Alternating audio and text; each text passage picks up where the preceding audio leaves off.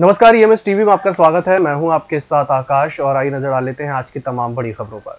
महाराष्ट्र में कोरोना संक्रमण के मामलों में तेजी से वृद्धि देखने को मिल रही है। दिन ब दिन हालात भयावह होते जा रहे हैं। महाराष्ट्र सरकार ने कई जिलों में लॉकडाउन लगा दिया है। इस बीच वाशिम जिले में बुधवार को 318 नए मरीज मिले। ध्यान देने वाली बात यह है कि इन संक्रमित मरीजों में से 229 सिर्फ छात्र हैं। देश में 5 राज्यों में होने वाले विधानसभा चुनाव के हिसाब से आज बड़ी हलचल का दिन है। प्रधानमंत्री नरेंद्र मोदी आज तमिलनाडु और पुडुचेरी के दौरे पर रहेंगे, जबकि बीजेपी अध्यक्ष जेपी नड्डा का बंगाल दौरा है। जेपी नड्डा बंगाल में बीजेपी के सोनार बांग्ला मिशन की शुरुआत करेंगे। गृह मंत्री अमित शाह भी आज असम के दौरे पर रहेंगे। भारतीय रेलवे ने यात्री ट्रेनों के किराए को बढ़ा दिया है। रेलवे द्वारा जारी बयान के मुताबिक कम दूरी की ट्रेनों के किराए को बढ़ाया गया है। रेलवे का किराया बढ़ाने के पीछे का तर्क यह है कि कोरोना वायरस के खतरे को ध्यान में रखते हुए किराए में बढ़ोतरी की गई है, ताकि ट्रेनों में ज्यादा लोग न चढ़ें। रेलवे द्वारा बढ़ाए गए किराए का असर 30-40 किलोमीटर तक का सफर करने वाले यात्रियों पर पड़ेगा। रेलवे ने बताया कि बढ़ने वाले किराए का असर केवल 3% ट्रेनों पर रहेगा। देश में कोरोना मरीजों के मिलने की रफ्तार लगातार तेज हो रही है। खासतौर पर महाराष्ट्र में अब रिकॉर्ड मामले आने शुरू हो गए हैं। यहां बुधवार को 126 दिन बाद यह पहला मौका था जब 24 घंटे के अंदर 8000 से ज्यादा नए मामले सामने आए। आंकड़े के मुताबिक बुधवार को यहां 8807 लोग कोरोना संक्रमित पाए गए हैं।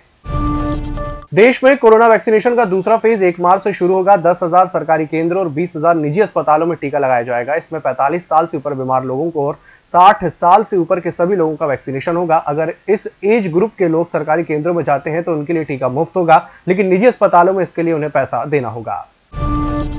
पिछले साल दिल्ली में हुए दंगों की जांच के सिलसिले में दिल्ली सरकार की शांति समिति ने फेसबुक इंडिया के वाइस प्रेसिडेंट अजीत मोहन को नोटिस भेजा है। अजीत मोहन ने इस नोटिस के खिलाफ सुप्रीम कोर्ट में याचिका दाखिल की है। इस मामले पर सुनवाई के दौरान अजीत मोहन ने सुप्रीम कोर्ट से कहा कि आज के शोर भरे माहौल में चुप रहना ही बेहतर है। अजीत मोहन की इस दलील के बाद सुप्रीम कोर्ट ने इस मामले पर अपना फैसला सुरक्षित रख लिया है। दिल्ली की कमेटी पिछले साल नॉर्थ दिल्ली में हुए दंगों के दौरान हेट स्पीच को लेकर फेसबुक की भूमिका जांच कर रही है।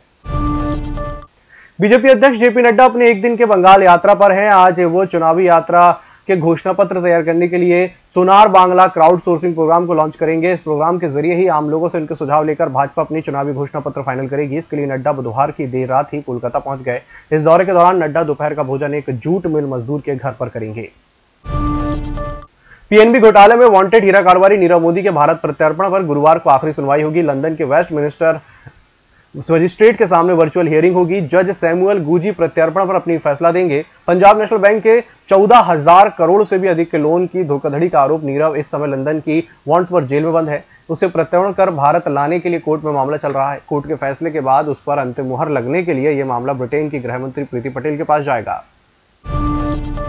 भारत ने संयुक्त राष्ट्र सुरक्षा परिषद में एक बार फिर पाकिस्तान को आतंकवाद का समर्थन देश बताया है। यहां भारत के डिप्टी परमानेंट रिप्रेजेंटेटिव के नागराज नायडू ने पाकिस्तान का नाम तो नहीं लिया, लेकिन साफ कर दिया कि हमारा एक पड़ोसी देश न सिर्फ भारत बल्कि दुनिया भर में आतंकवादियों को पनाह और मदद मुहैया करा रहा है। भारतीय प्रतिनिधि ने यह भी कहा कि आतंकवाद को पड़ोसी देश की सरकार का भी समर्थन हासिल है। सिक्योरिटी काउंसिल की मीटिंग में नागराज ने कहा कि भारत कई दशकों से प्रॉक्सी वॉर और क्रॉस बॉर्डर टेररिज्म का सामना कर रहा है।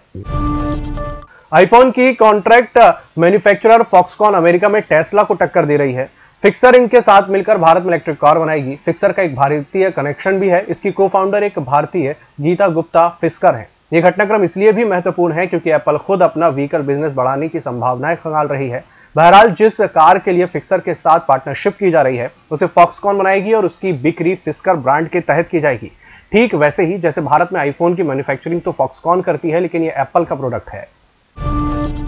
भारत और इंग्लैंड के बीच 4 टेस्ट की सीरीज का तीसरा मैच अहमदाबाद के मोटेरा स्टेडियम में खेला जा रहा है। बुधवार को पहले दिन एक फैन बायो बबल तोड़कर भारतीय कप्तान विराट कोहली से मिलने के लिए ग्राउंड में पहुंच गया। घटना के वक्त टीम इंडिया बैटिंग कर रही थी। कोहली और रोहित शर्मा क्रीज पर थे। यह घटना सोशल मीडिया पर वायरल हो रही है।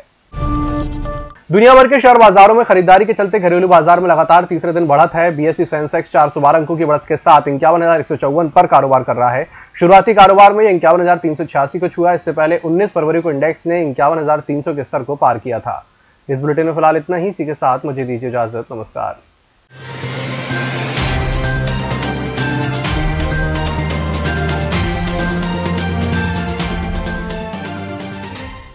निष्पक्ष, निर्भीक और विश्वसनीय खबरें देखें सिर्फ ईएमएस टीवी पर। डाउनलोड करें ईएमएस न्यूज ऐप। सत्ता के गलियारों से गांव की गलियों तक देखिए हर खबर अपने मोबाइल पर। डाउनलोड कीजिए ईएमएस न्यूज ऐप।